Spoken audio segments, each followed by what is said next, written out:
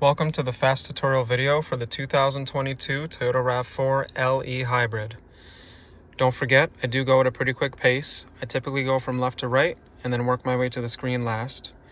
Use the pause button if I'm going a little too quick, and you can even change the vehicle speed.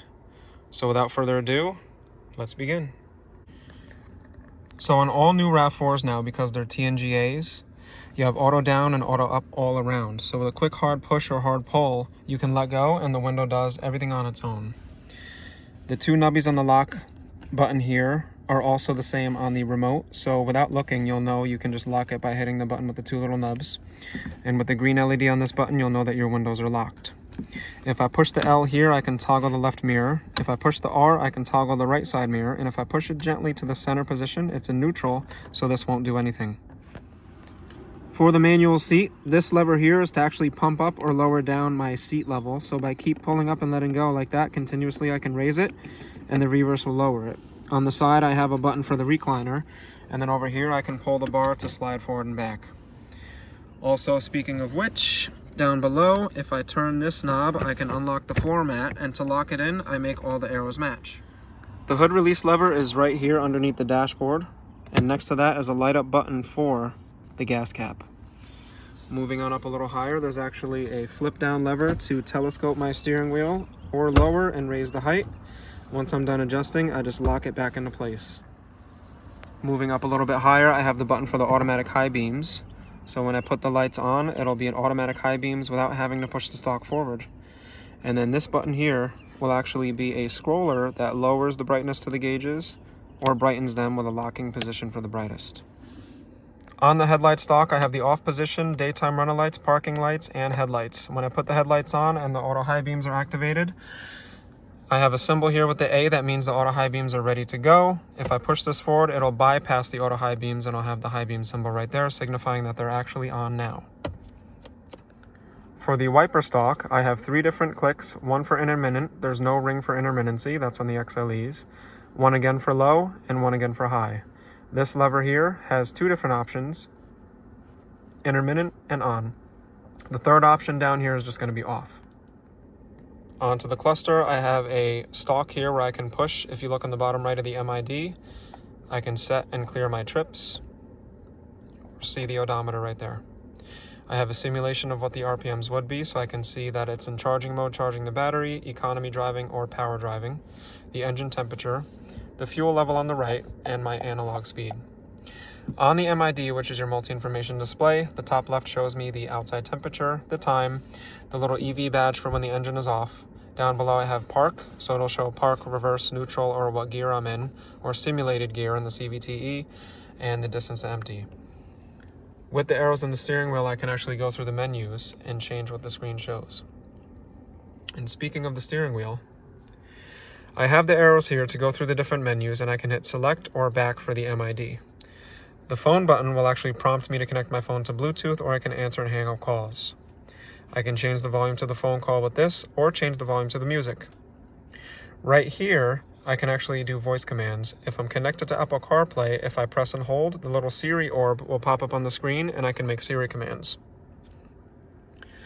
Onto the right, I have cruise control with some radio buttons. So for the radio, if I press through mode, it's going to go through the different music modes, and I can press and hold to actually pause and mute the music. This will go through the songs, and then these are all part of Safety Sense. For the Safety Sense cruise control option, if I press this button, it's going to say radar ready on the MID, and it's going to show this little symbol in green. That's your adaptive cruise control. If I press and hold that button, the symbol on the screen will take away the car and the arrow moves to the left, so it's regular steady state cruise control that will not slow down when it won't sense any cars at all. But if I want to use the radar cruise control, I hit the button and set it. I can change the following distance between 3 different distances here, and I can increase and decrease speed right there. Of course, I can cancel with this or press the brake. Here's my lane departure alert that does have steering assist and lane trace assist. The steering assist will steer me back in my lane, and the lane trace assist will actually try to keep me in the center of the lane. I can change settings to both of these by going into my settings menu, which we will get to when we discuss the MID.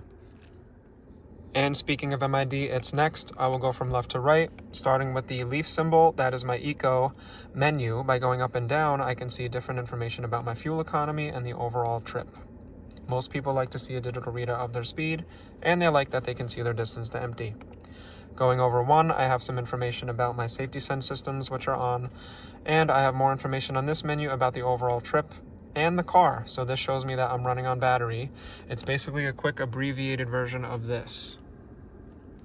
So right now the engine is off, signified by no red arrows coming down to the battery, and I'm running off of battery. If I go down again, this will show me individual tire pressure, which Toyota, thank you so much for giving it to us at the base level gas or hybrid. And the all-wheel drive control, this will show me how much power each of the four wheels is getting during all-wheel drive, just in case you're curious. Over again, I have some settings. If I press and hold the OK button, I can change some advanced settings to the lane trace assist. So for instance, I can turn on the lane center, change my sway warning, change the sensitivity. The pre-collision system, also part of Toyota Safety Sense. I can change the sensitivity or turn it off. The blind spot monitor, which will light up the orange lights on the mirrors, which is one of the optional packages this car has, is on.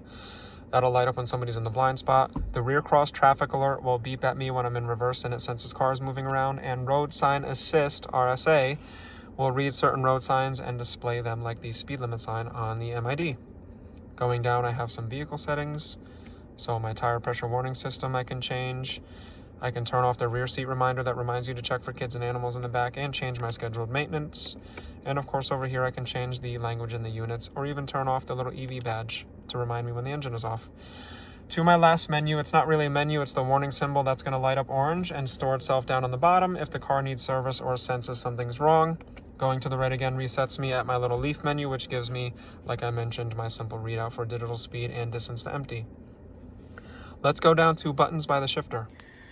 So buttons by the shifter, they look a little bit different than the gas model. That's because the all-wheel drive system is a little different. There's no mechanical connection. So be sure to check out the video on the gas model if you're considering it, and also the tutorial to that car if you're considering it.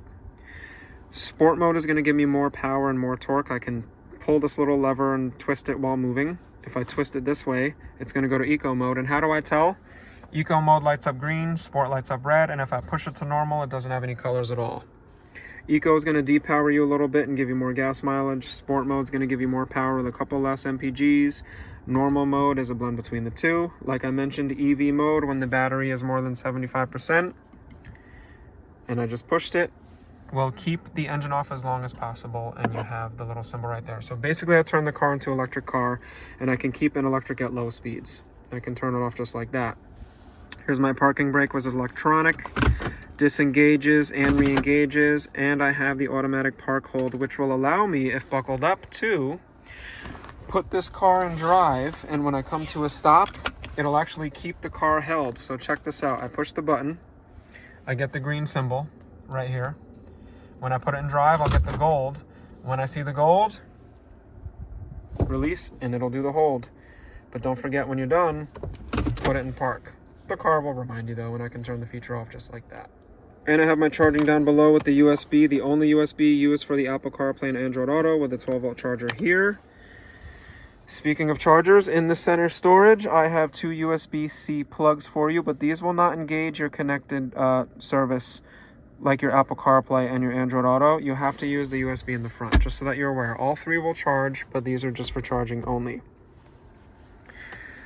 For the climate control, there are two big knobs. They change the temperature.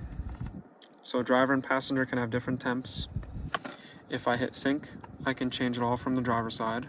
Then I have the fan speed level here, up and down, air direction change, and I have AC on the right with recirculate here, driver prioritize, which will only do the front of the cabin, and when I put it in eco mode, eco heat and cool turns on, which is going to give you more of a modest air conditioner, not as cold, not as hot of heat, but it's going to squeeze out a few more MPGs, and then front and rear defrost. I can turn the system off like so, or resume it by turning on the fan, and I can hit auto, which is actually going to have it act like the climate control in a house that has central air. And this button will turn off the vehicle stability control and traction control if you press and hold it down. Only really turn that stuff off if you need full power to the wheels. Your experience level may vary. Hazard button is right above, nice big square in case I need to let people know I'm stopped. Simple flip switch here, not auto dimming, not available, have to go XLE. Soft backing here on my sunglass case. Safety Connect, which I mentioned in the review video, that's free for the first year, unlimited miles. It'll send a signal out and EMS will come to save you if something happens. Take advantage of that if you bought it new.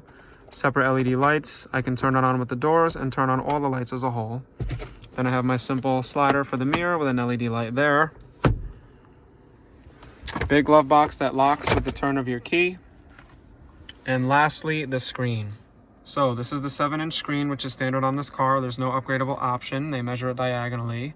You have the hard buttons on the left and right. The most important ones are on the left side, but I have the apps here, which is just going to be notifications, Wi-Fi, and the remote starter, which is a trial.